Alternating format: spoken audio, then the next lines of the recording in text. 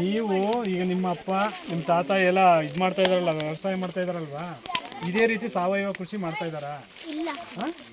ಯಾವ ರೀತಿ ಕೃಷಿ ಮಾಡ್ತಾ ಇದ್ದಾರೆ? ನಾವು ಅಂದ್ರೆ ಭತ್ತ ಇದ್ದಾಗ ಬರೀ ಸಂಜೆ ಬೆಳಿಗ್ಗೆ ಎಲ್ಲ ತೊಟ್ಟೆ ಎಲ್ಲ ಬಂದು ಇಡ್ತಿದ್ವು. ಅದು ಇರ್ತೀವಿ ಸರಿ. ನೀವು ರಾಸಾಯನಿಕ ಗೊಬ್ಬರ ಯಾವುದು ಬಳಸ್ತಾ ಇಲ್ವಾ? ನೀವು ಬಳಸಲ್ವಾ?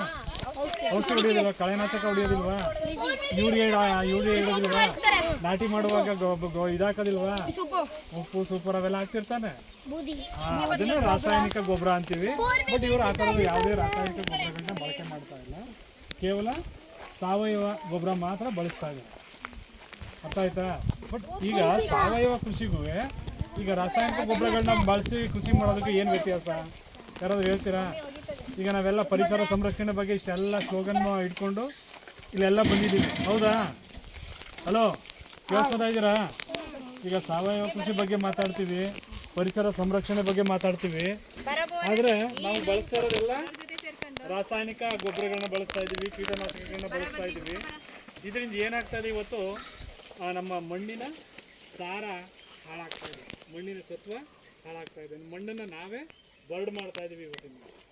ಈಗ ಅವ್ರು ತೋರಿಸಿದ್ರಲ್ಲ ಸೂಕ್ಷ್ಮ ಜೀವಿಗಳು, ಎರೆಹುಳು ಮುಂತಾದಂಥ ಏನು ಸೂಕ್ಷ್ಮ ಜೀವಿಗಳಿದಾವೆ ಅವು ಕೆಮಿಕಲ್ ಇರ್ತವೆ.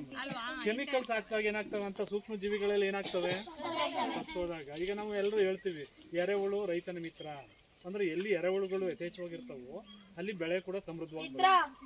ಎರೆಹುಳು ಗೊಬ್ಬರ ಬಳಸ್ತಾರೆ ನೋಡಿದ್ದೀರಾ ವ್ಯವಸಾಯದಲ್ಲಿ? ಅಂದ್ರೆ ಅವು ಅಲ್ಲೇ ಇದ್ರೆ ಎಷ್ಟು ಗೊಬ್ಬರ ಉತ್ಪತ್ತಿ ಆಗಿರುತ್ತೆ. ಹಂಗಾಗಿ ಈಗ ನಾವು ಕೀಟನಾಶಕಗಳನ್ನ ಬಳಸೋದ್ರಿಂದ ಅಲ್ಲಿರುವಂಥ ಜೀವಿಗಳು ಕೂಡ ಸತ್ತೋಗ್ತವೆ. ಈ ಕಳೆನಾಶಕ ಬಳಸ್ತೀವಿ, ಕಳೆನಾಶಕ ಬಳಸಿದಾಗ ಅಲ್ಲಿರುವಂಥ ಸಸ್ಯಗಳೇ ನಾಶ ಆಗ್ತವೆ ಅಂದಾಗ ಆ ಮಣ್ಣಲ್ಲಿ ವಾಸ ಮಾಡ್ತಾ ಇರುವಂಥ ಜೀವಿಗಳು ಅವು ಕೂಡ ಸತ್ತೋಗ್ತವೆ. ಆವಾಗ ಮಣ್ಣು ಸತ್ವವನ್ನು ಕಳ್ಕೊತಾ ಬರುತ್ತೆ. ಅರ್ಥ ಆಯ್ತಲ್ಲ? ಬಟ್ ಈ ರೀತಿ ಕೃಷಿ ಮಾಡೋದ್ರಿಂದ ಆ ಮಣ್ಣು ಯಾವತ್ತೂ ತನ್ನ ಸತ್ವವನ್ನು ಕಳ್ಕೊಳ್ಳೋದಿಲ್ಲ. ಜೊತೆಗೆ ಏನಪ್ಪ ಅಂತಂದರೆ ಇದರಲ್ಲಿ ಯಾವುದೇ ಕೆಮಿಕಲ್ಸು ಮಿಕ್ಸ್ ಇರೋದಿಲ್ಲ. ಇವ್ರು ಬೆಳೆಯುವಂಥ ಬೆಳೆಗಳಲ್ಲಿ ಯಾವುದೇ ಕೀಟನಾಶಕ ಬಳಸಿರೋದಿಲ್ಲ, ಯಾವುದೇ ರಾಸಾಯನಿಕ ಗೊಬ್ಬರ ಬಳಸಿರೋದಿಲ್ಲ.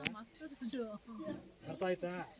ಹಾಗಾಗಿ ನೀವುಗಳು ಕೂಡ ನಿಮ್ಮ ಮನೆಗಳಲ್ಲಿ ಇನ್ನು ಮುಂದೆ ವ್ಯವಸಾಯ ಮಾಡುವಾಗ ಈ ರೀತಿ ಕೊಟ್ಟಿಗೆ ಗೊಬ್ಬರ ಮತ್ತು ಈ ರೀತಿ ಜೀವಾಮೃತ ಇವನ್ನೆಲ್ಲ ತಯಾರು ಮಾಡಿಕೊಂಡು ಕೃಷಿನಲ್ಲಿ ಬಳಸಿ ಒಳ್ಳೆ ರೀತಿಯಲ್ಲಿ ಕೃಷಿ ಮಾಡೋದ್ರಿಂದ ನಮ್ಮ ಮಣ್ಣು ಕೂಡ ಚೆನ್ನಾಗಿರ್ತದೆ.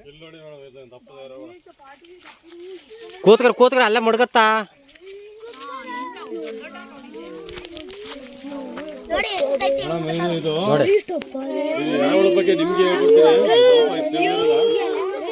ಯಾರ ಕೇಳ್ತಿದ್ದ ಬಾಲಿ ಪೂರ್ವೆ ಒಂದು ಏನೋ ಅದೇನು ಹಿಡ್ಕೊಳ್ಳೋಕೇನು ನೋಡಿ ಎಷ್ಟು ಶುದ್ಧ ಇರ್ತದೆ.